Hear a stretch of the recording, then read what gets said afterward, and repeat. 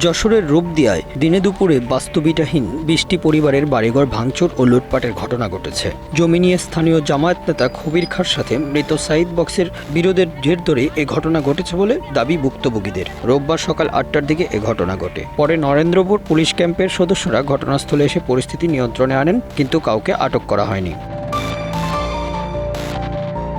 বসবাসকারী সবাই বাস্তুবিটাহীন ওই জমিতে তাদের থাকতে দিয়েছিল সাইদ বক্স।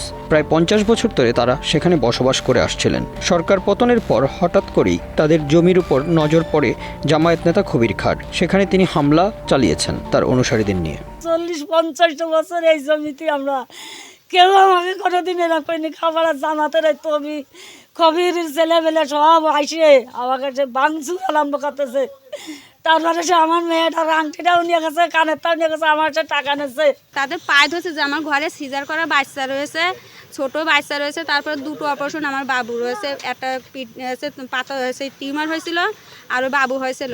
তারা বেরোনোর সময়ে পর্যন্ত দিন আমি পায়ে ধরছে, আমার ঢেক্কা মারে ঘরেতে বের করে দিয়েছে, দিয়ে তো আমার বিচির বিচির ভাষা করেছে। ৫০-৬০ জন লোক অস্ত্রপাতি নিয়ে লাঠি ঠাঙ্গা নিয়ে আসে ভাঙচুর স্টার্ট করে দিয়েছে, সব ঘর দরজা ভাঙচুর করেছে। আমরা বলতেছি কি যে এরকম আপনারা এভাবে করতেছেন, আমরা তো দুর্বল লোক, আমাদের সঙ্গে করতেছেন কেন?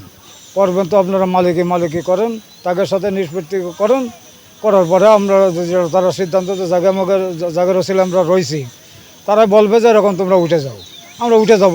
তোমাদের টাইম দেবো না, এক্ষুনি চলে যাও, তোমরা এক্ষুনি ২ মিনিট সময় দেবো তোমাদের। তা আমরা বলতেছি কি যে না, এরকম করা তো ঠিক না, আপনাদের সময় একটু ব্যবস্থা তো দেবেন আপনারা।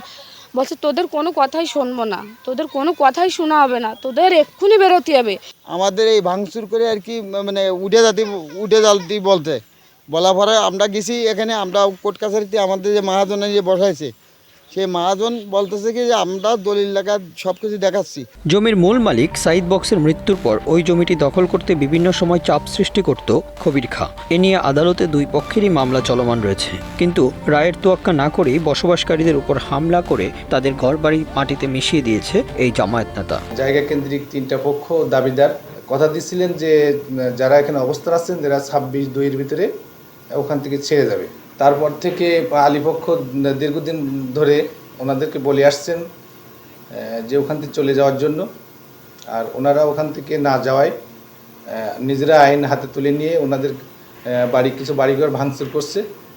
আমরা তাৎক্ষণিক সংবাদ পেয়ে পরিস্থিতি নিয়ন্ত্রণে নেই এবং এই বিষয়ে একটা মানে আইন শৃঙ্খলা এলাকার স্বাভাবিক রয়েছে এবং একটা মামলা প্রক্রিয়াধীন চলছে।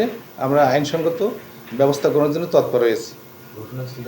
ওইখানে আমরা কাউকে আটক করতে পারিনি, আমরা যাওয়ার পরেই সবাই এদিক সেদিক চলে যায়। পুলিশ বলছে জমি নিয়ে বিরোধের জেরে এই ঘটনা ঘটেছে, তবে ঘটনায় সম্পৃক্ত কাউকে আটক করা যায়নি। Bangla affairs news desk.